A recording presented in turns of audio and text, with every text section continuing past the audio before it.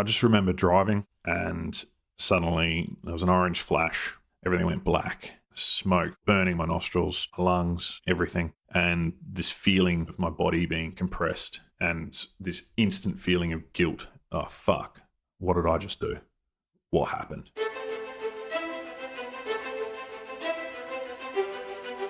Welcome to the podcast where we track down Australian war veterans, have a chat with them, and hear their stories. I'm Alex Lloyd, and this is Life on the Line. The single greatest sacrifice I've made is my family. There were a couple of public beheadings. In order to kill, you've got to be a little bit angry. Not psychotic, but just angry. We could look down the Frankfurt and see it on fire. Stuff blowing up everywhere. There will be no surrender.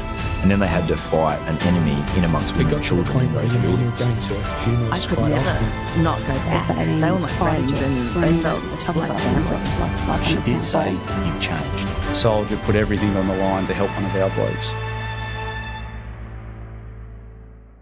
Welcome to Life on the Line. One quick thing before we hear today's veteran conversation between Sharon Mascall-Dare and cavalryman Kane Hall. I want to give a shout out to the Warrior U podcast and my mate Bram Connolly, whom I interviewed earlier this season. Bram is a retired Special Forces operator and officer with over 20 years experience in the Australian military. Bram went from failing SAS selection to being the officer commanding of that same course. He was there at the beginning of 4 RAR re-rolling as a commando element, transitioned from being NCO to an officer, and deployed to Afghanistan with the 2nd Commando Regiment, leading with distinction during combat on many occasions. What I'm saying is that Bram knows all there is to know about self-improvement, self-optimization, and never giving up on your goal until you smash it out of the park. As a retired, distinguished Special Forces officer, he knows how you can get the most out of yourself, whether it's for general self-improvement or achieving your own Special Forces dream. On his show, the Warrior U podcast, inspired by his mentorship program of the same name, Bram features guests with a range of backgrounds and expertise, and many of whom are ex-Special Forces themselves, and they're all there for you to learn from. His recent podcast with retired US Navy SEAL legend Jocko Willink is a perfect example. So go check out the Warrior U podcast, especially episode 50. And now for today's veteran conversation with Australian Army veteran Kane Hall.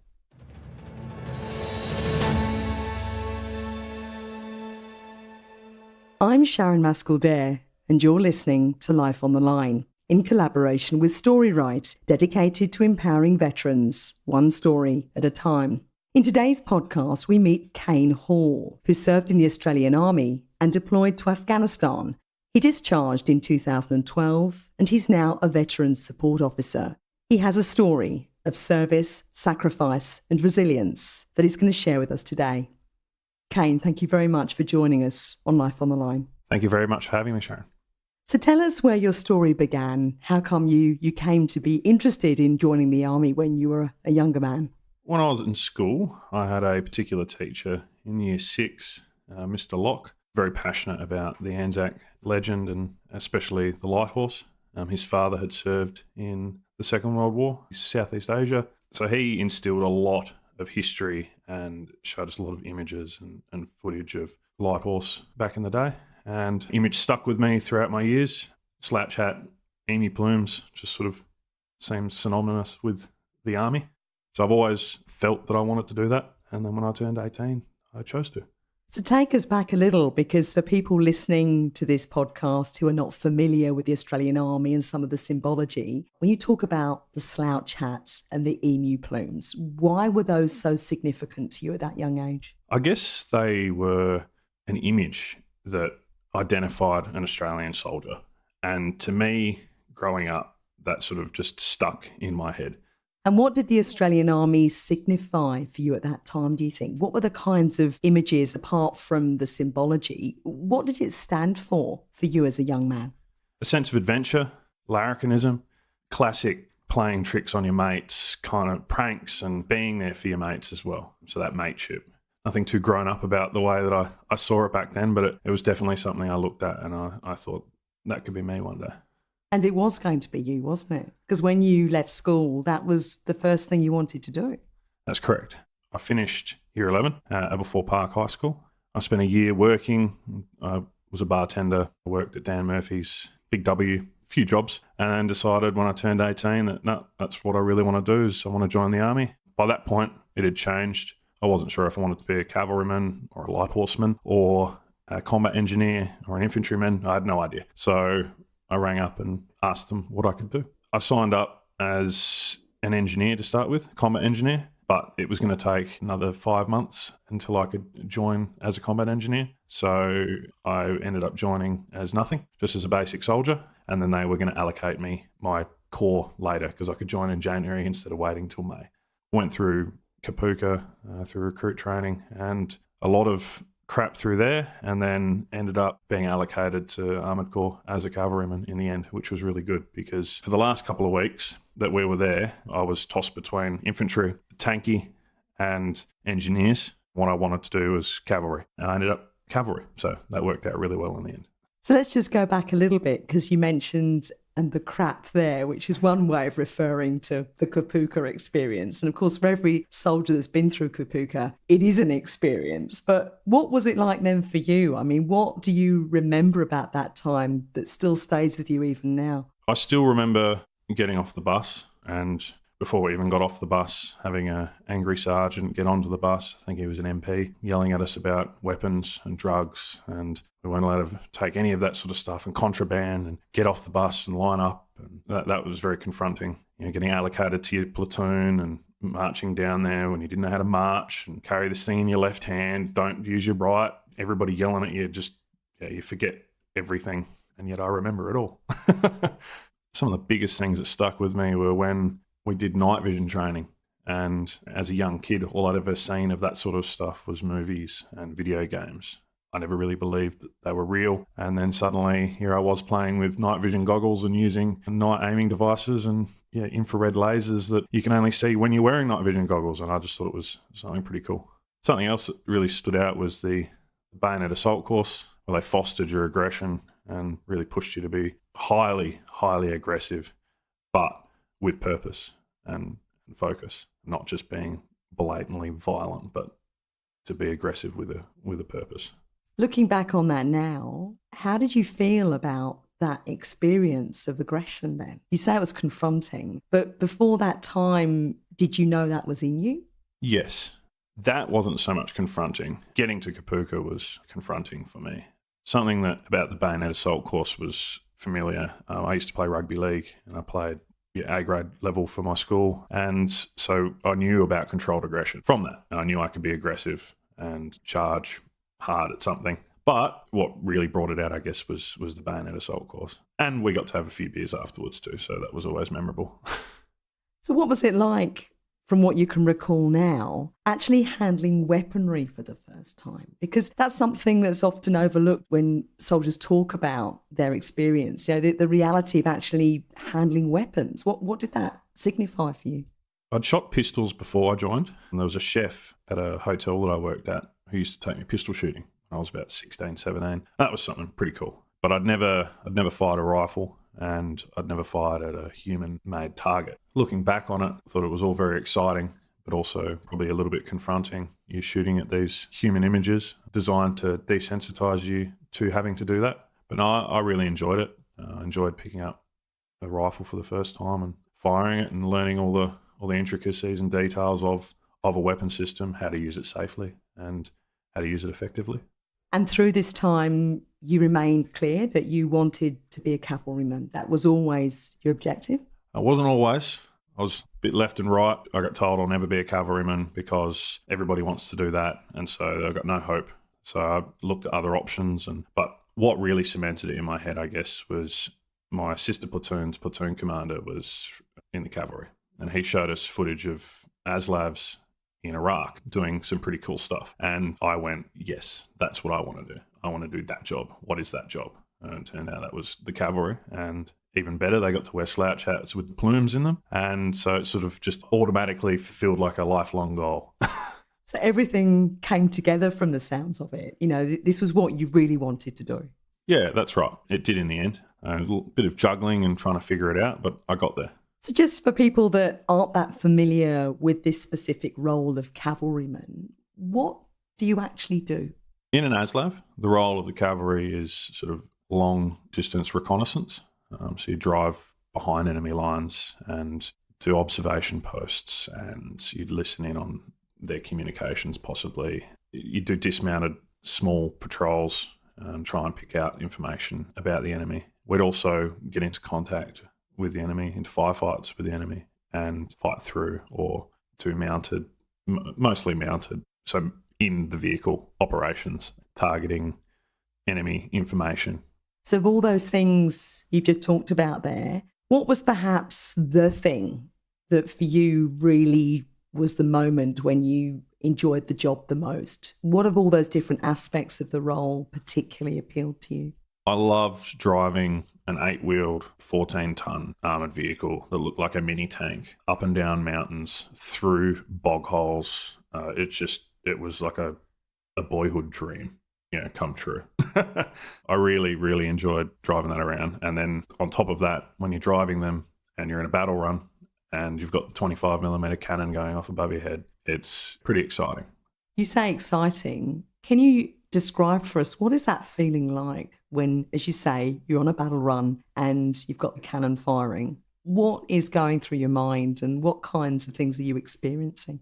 Blood pressure's up, pumped, completely focused on the task, yet at the same time kind of have this surreal observation of everything that's going on around you. I don't know how you perceive that. You perceive things differently. You're very tuned in to the noises you need to hear over everything else. I'm listening to wait for my commander's voice to tell me to turn left or reverse or go forward. And so much information coming in at once, working with live ammunition, working with real people where, somebody stuffs up, they could die. It's very exciting, exhilarating when your mind is so focused and there's so much going on and you're achieving what you're doing. So thinking back to those early days when you were in the ASLAV doing your job, really enjoying your profession that you'd chosen, what particular moments stand out? I mean, what was perhaps the first time you went overseas with your job? Well, my first experience overseas, I went to Rifle Company Butterworth, which is a small trip to Malaysia, where we used to have a long-standing commitment to the region. So we go there and we spend 3 months there doing jungle warfare training. This was completely outside of the vehicle, so it was something new. We worked on a lot of cavalry recon scout jungle tactics that we might employ if we were to do that role in real life. Specifically remember trench warfare from that being something that was really exciting, and urban operations, so fighting within an urban environment, which was something very cool. While I was there, I had the honour of being involved in the catapult party for Anzac Day 2009 at the Changi War Memorial in Singapore. So that's definitely one of the highlights of my careers. That might never have happened if I didn't join the cavalry. And in fact, that's an experience that we actually have in common in that back in, I think it was 2 years before you were there, 2007. In fact, I remember attending my very first Anzac Day service at the Kranji Commonwealth War Cemetery in Singapore and just being absolutely overwhelmed by the spectre of that huge memorial with what's meant to simulate aircraft wings spreading out each side, left and right, and then the tower in the middle. And I remember there was a piper on top of that tower playing, and it was just so haunting in the half light of the early morning. And you're saying you were in the catapult party there. I mean, just take us back to that experience. It must have been quite incredible to have had that opportunity. It was, very incredible. Such a memorable experience in my career and my life. To do that in front of thousands of people was just fantastic. It was an absolute honour. We started quite early, obviously, and I remember getting marched into place around the cenotaph, and not a noise in the air except us, our footsteps, the guard commander's voice, which was whispered.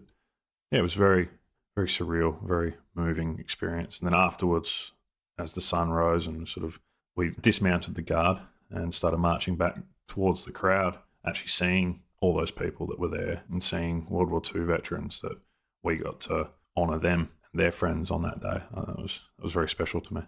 So tell us a bit more about how that day panned out for you. I mean, is Anzac Day in Singapore similar to how it is here in Australia? I mean, you have the dawn service. Is there a march? Do they play two up? I mean, what happens later on in the day? I have no idea if there was a march, but we did the dawn service, which was very good. Lots of expats and visitors from around the world. Then we went back to our accommodation. We were staying in some naval accommodation. We all changed, and then we had a few drinks there, had a barbecue, and then we went into Singapore itself. And we heard there was a barefoot bowls competition going on at a bar run by an Australian. So we went there, and I'm not sure if there was anything else that happened that day with regards to Anzac Day stuff, but we stayed there for a while, played barefoot bowls. Don't know how well we went. And the owner, when he found out that we'd done the catapult party and we're Australian soldiers, came up and gave us a drinks card and said, here, you can use this, just don't spend too much too quickly. Half an hour later, he took it off us because we'd spent about $400, and he didn't find that amusing. Trouble is, though, Singapore it is expensive, isn't it? Yes, very expensive. It was about $14 for a beer. So that's why we racked it up so quickly. And there were how many of you? There's about 14 of us. Oh, that sounds fair enough. Yeah.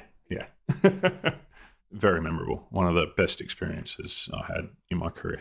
And then you came back to Australia, and just talk us through what happened over the next few months and indeed years before you deployed overseas again. I came back and we ended up doing a few more bush exercises. I went over to Townsville and did one called Talisman Sabre, which we ended up going down to Shoalwater Bay for. We came back, did some more bush exercises. I got an opportunity to apply for a posting to Townsville, to another cavalry unit, which I heard was a very good unit. So I decided I'd put my hand up for it. I ended up getting the posting, which was fantastic. Posted over there at the end of 2009, beginning 2010. That was to B Squadron, 3rd, 4th Cavalry Regiment. Yeah, so I got there in beginning of 2010, did some more bush exercises, some more training. I did my junior leaders course, which is the first promotion course that you do, and I did my Bushmaster, which is another vehicle that we drive in the cavalry. I did my Bushmaster Commander's course as well. After that, it was just a countdown to our deployment in 2011, I think. By the end of 2010, we knew we were going, and we knew Hugh was going. So it was just a countdown and started gearing up for training for operations. So talk us through that countdown period. I mean, do you remember the day when you were told you're going to deploy and you're going to Afghanistan? I remember the first time I was told that. I just posted to Townsville, and my mates in Darwin rang me up, giving me a bit of stick because my name was on the deployment order for their deployment from Darwin, but because I'd posted, my name was going to be taken off. And yeah, so I was pretty disheartened with that. But then that was all right, because the following year, my name came back up in the right location this time. When I found out, I was excited, a bit nervous, and just ready to get it done. By that point, I'd been in the army for 3 years, so I was feeling ready to do something. What did you think you were letting yourself in for? Bit of adventure. I don't know really what I was thinking. It's really hard to go back to my young mind. I was just excited to go. I was nervous to go, but I was excited. Felt like I had a lot of purpose. I was to be the engineer car's driver. So the lead car in all our movements was the engineer car, and that had our combat engineers in it, and they're the guys that search for the roadside bombs, the IEDs, improvised explosive devices. So I knew from the outset my job was going to be the lead car driving around the engineers. So it was good. As much as that was, I guess, scary, built me up with a lot of confidence that was going to be my job. How do you prepare for a role like that, knowing that you're going to be in the lead car that's going to be up front in terms of the search for IEDs? How do you prepare for a role like that? I don't know. We did a lot of preparation, and I'm glad that I didn't have to just do my own preparation, because I don't know. But they trained us, and we just repetitively went through different drills. 2011, from January onwards, was very full on. We deployed in June. So between January and June, we were out bush for at least 3 months, on and off, 2 weeks here, 1 week there, 4 weeks there, doing a variety of different training operations, training exercises, specifically targeted to what we would face in Afghanistan. By the time I went over, I was feeling pretty confident that I knew my role and what I was supposed to do. And then having 3 extra years on top of that of experience of just being a cavalryman definitely helped me with that. But I don't think you're ever really prepared. So what happened when you first arrived? I mean, what was your first experience when you touched down in Afghanistan for the first time? I remember the heat. We'd just come from Dubai, which was also very hot, but Dubai was very muggy and Afghanistan was just dry, so hot and dusty. On my first day, put all our packs and everything into our new rooms, our transit accommodation, and I caught up with my best mate and we went to go to the gym, and the sirens went off for indirect, which means the Taliban had fired a rocket or a mortar or something like that at the base. So we ran and hid inside a blockaded barracks room. It was all HESCO barriered up. HESCO barriers are big Hessian sacks inside some cages that are filled with dirt and rocks and whatnot to make buildings blast proof. We hid in there until the all clear siren come out, and luckily everybody was all good. The missile had landed out in the airfield somewhere. That was day one, and earlier that day we were told that just before we got there, within the last couple of weeks, a Dutch medic, one of the last Dutch guys who was left on the base, was killed by one. So it was all quite fresh in our heads that that was a threat that we might have to deal with. Did you still get to the gym? Yeah, we went to the gym after. Because that's the crazy thing, isn't it? Is that these things become so routine and just almost normalised. What's your view on that? I'd agree. For example, that was day one for me. On one of my last days, I remember sitting in the mess in Tarankout, which is the same base, having lunch and the siren going off, and all the new guys that were there jumping under the tables and doing all the drills that you're supposed to do, and us guys that had been there for the last 8 months just sat around. It's all good. Nothing's going to happen. Obviously, it probably could have, but yeah, it was so blasé. It just was. It heard that siren countless times before. Yeah, the only difference is if you're outside, I probably still would have gotten somewhere safe. But if I was inside, I considered myself safe. What was your day-to-day routine then as you settled in after day one? First couple of weeks, I think, were training, specific in-country training on the specific threat that was there at the time, which was beginning to change. We went from a very kinetic warfighting threat to static IED threats and to insider attacks. Just before we got there, Jonesy had been killed by a Taliban infiltrator, I guess you'd call it, into the Afghan National Army. So that was still very fresh in our minds. And turns out that, later on our trip, we lost 3 to an insider attack as well. A few others wounded, which was pretty terrible. Yeah, so we started off with acclimatisation, and then we went off to the Forward Operating Base Hadrian, which is where I was to be based from then on. And we went, for the first few weeks, it was just babysitting patrols with the old guys going out, helping us familiarise ourselves with the locations of everything that we needed to know. Then they left and it was up to us. Daily routine would be get up about 5, go to the gym, have breakfast, work on the vehicles, work on our weapons, sit around doing nothing. We had a pool, so when it was in summer, the engineers before us, I think, had built a small pool with a filter and everything. And so we used to gym and then swim, gym and swim. If we were on patrol, we could go out at 3 a.m. We could go out after the sun rose. It was always different. Keep the enemy on their toes, depending on how far we had to go as well, depending on how long we had to drive for. The routine, when there was a chance for routine, was up early, gym, train, get a bit of sun maybe, do some work on the cars, do some other training that was always needed to be done, or work that always inevitably needs to be done, or we're on patrol. And there's one day in particular where everything changed. So just take us through what happened that day. 23rd of July, 2011, we'd been there for about a month and we were on patrol up in a place called Sarab, and based out of there as a patrol base with some American units. And we would patrol out to all the local valleys and villages from that location over the course of a week or 2 weeks or 3 weeks, depending on how long we needed to be there. So we proceeded towards a village called Yarmane, and we harboured up the vehicles probably about 5 k's from the village because we couldn't get any further in with the vehicles. So the infantry dismounted and went on foot. They got contacted by, I think it was one Taliban fighter at the end in the village. Nothing we could do about that. They fought through. No one was wounded. They didn't get the guy though. He disappeared down some sort of alley somewhere. And they came back. We took back off, went back to Sarab. As we exited the mouth of the valley, we dismounted the engineers and they cleared through the vulnerable point to make sure that we weren't blown up. Everything being all safe, they mounted back up, and about 100 metres down the road, I struck an IED. And yeah, we're very lucky that the guys had mounted up and were in the car when that happened, because the blast wave or shrapnel could have done some serious damage to them on foot. You say struck an IED. What was the reality of that?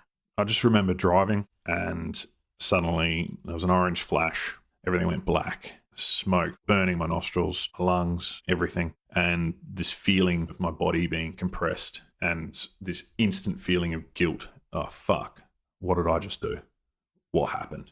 Then I kind of realised what was going on. Dust was starting to settle. Looked around me, making sure my commander was okay. The engineer commander who was sitting in the passenger seat of the vehicle was okay. We started yelling. We're all yelling at each other all at the same time. Are we okay? Are we okay? We're all okay. It was just confusion. Got yelled at to turn the vehicle off because it was still running, but you could hear it grinding. I turned that off and then checked myself to make sure I was okay. My crew commander, he threw green smoke, so a green smoke grenade out the top of the vehicle because our communications were down, and our tactics, techniques and procedures were to throw red smoke if someone was injured, green smoke if everybody was okay.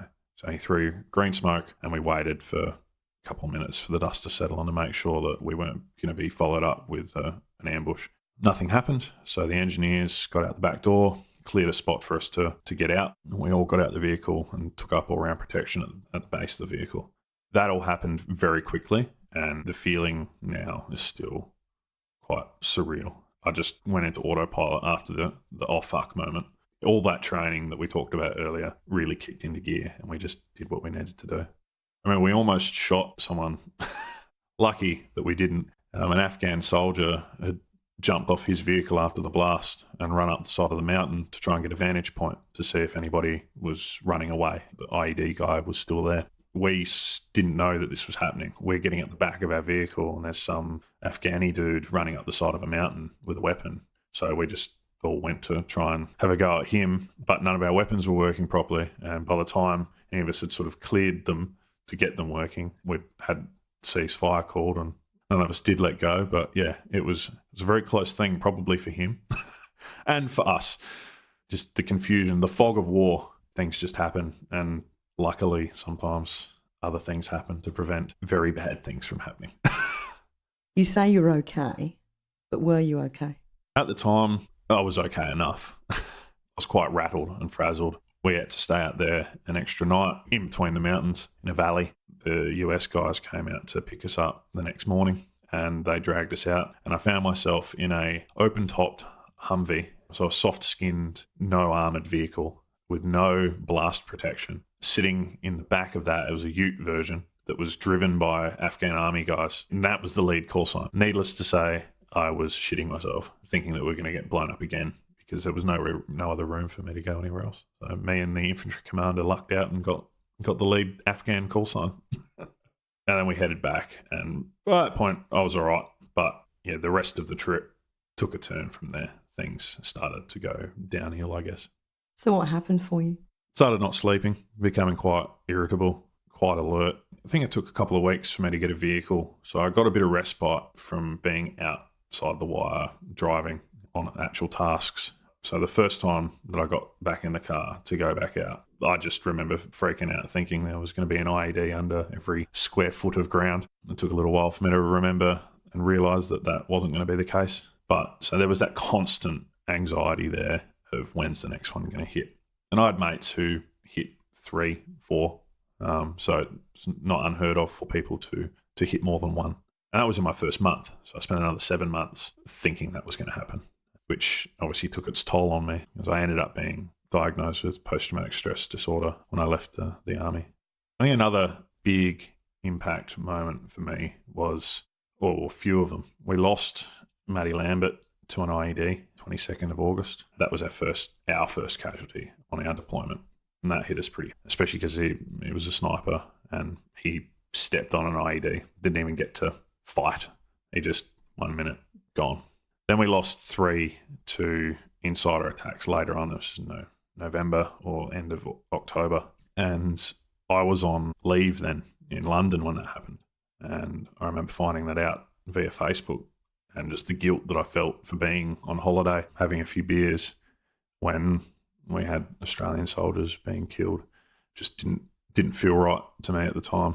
I took all that guilt on, which I shouldn't have, but I did. I guess that's a normal way of thinking, reacting to situations like that. But what was worse, or not worse, but what affected me, I guess after that, was we went on another patrol out to another area, and another incident happened. Luckily, where no one was killed, but the guy escaped. And to show solidarity with us, the local Afghan army unit wanted to invite us over for dinner and share dinner with us, which was quite nice of them. And in retrospect, that's what they wanted to do. They wanted to close the gap. But we weren't allowed to take weapons with us. We take pistols and we could take knives, but we couldn't take our rifles because they were seen as an aggressive weapon. And the whole idea was to show solidarity. So me and a couple of the others had pistols, so we took them. And I remember sitting there in the corner of the room, enjoying my meal. Looking back on it, it was a great meal. It was goat, I think, and it was delicious. And the hospitality was great. But sitting in the corner and thinking about the loaded weapon on my hip and the fact that I might have to kill one of the people that's serving us dinner, it's such a weird thing. And talking about it now, it just seems so odd. To be sitting in someone's lounge room and they're serving you dinner and thinking about you might have to kill them because they might want to kill you. I'm waiting for someone to walk through the door with a machine gun or, stupid, crazy thoughts going through my head because of the type of threat that we had at the time. So that was another big moment that sort of impacted my psyche, I think. So the following year, in 2012, you discharged from the army. Tell us what happened then. So I discharged in 2012 in May. We got back in February, so I'd worked for a few months, decided I'd had enough of the army. That was probably part of my PTSD. So I chose to discharge and came back to Adelaide. I worked for 3 months in a factory, in a welding factory, and then one day I detonated. I lost the plot mentally. It hammered me. Went home that day. I had been starting to get help for anger and all that beforehand. So I already had a psychologist through VVCS, and she happened to ring me on that day as I was having my little meltdown. And I answered the call, and she managed to calm me down, told me to go home, and organised an emergency appointment with a psychiatrist that afternoon for me. And that day I was diagnosed with PTSD, and I didn't work from then for another 6 years or so. You mentioned the word detonated. I find that very interesting that that's the word you've chosen to describe yourself. Yeah, detonated like a bomb.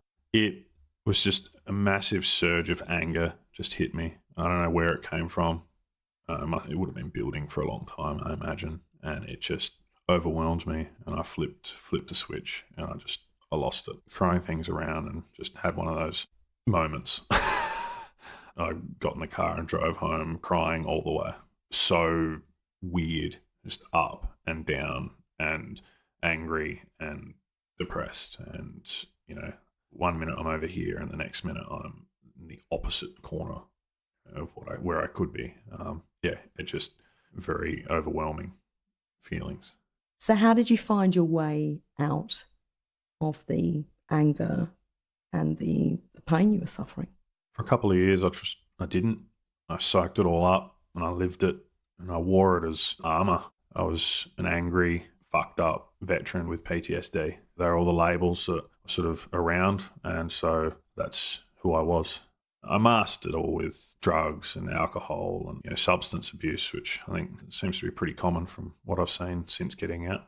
At the same time, I was getting help, and I wasn't dishonest with my psychs. They knew what I was doing, how I was self-medicating and everything. Figured they couldn't help me if they didn't know everything. And in the end, one day I kind of just woke up and went, what the hell am I doing with my life? Where am I going? And if I keep going down this path, there's not going to be much left of me later on. So that was when I was 24, maybe.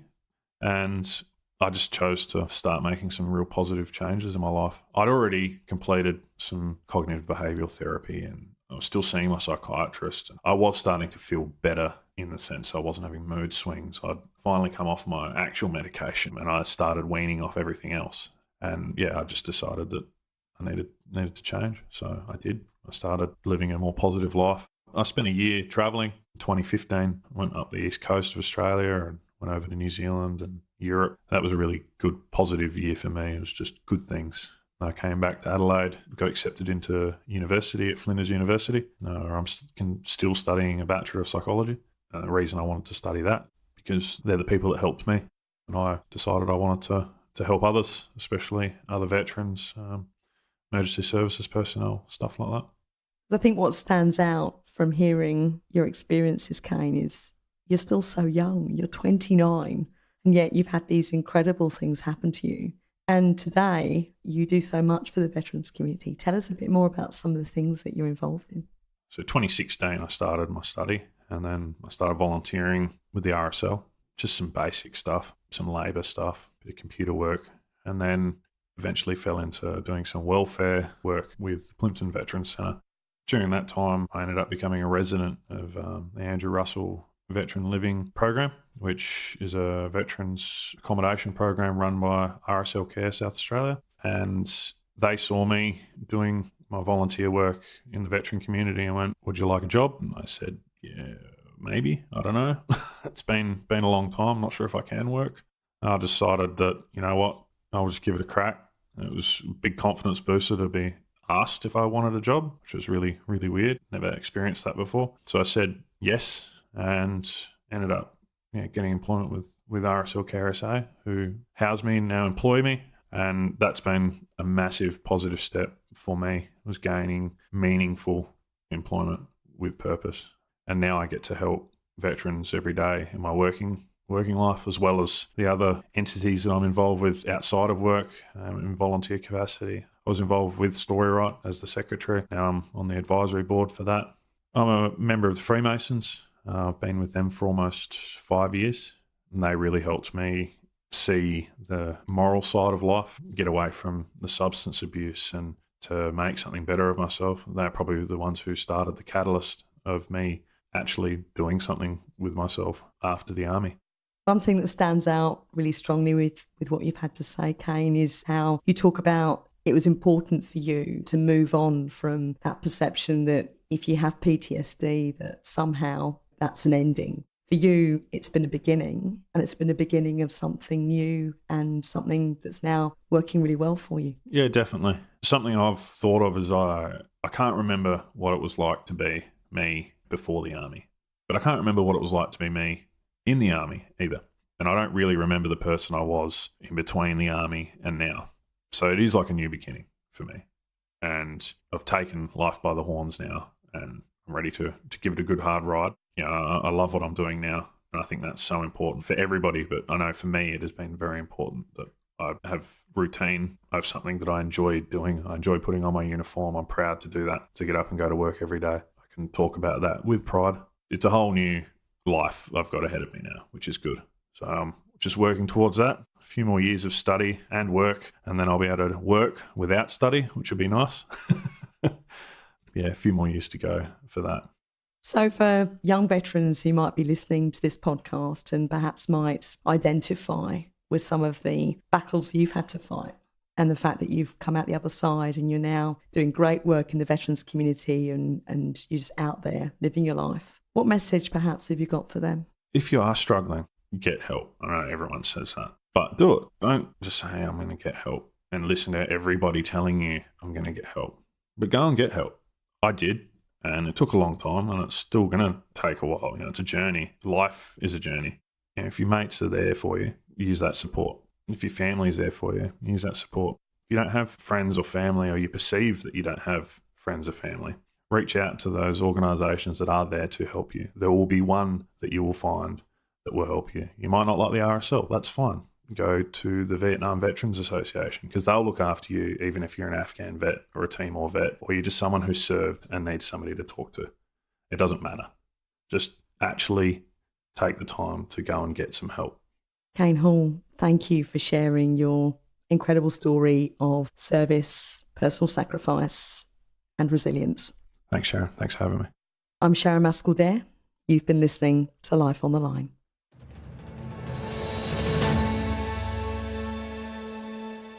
I hope you enjoyed Sharon's chat with Kane.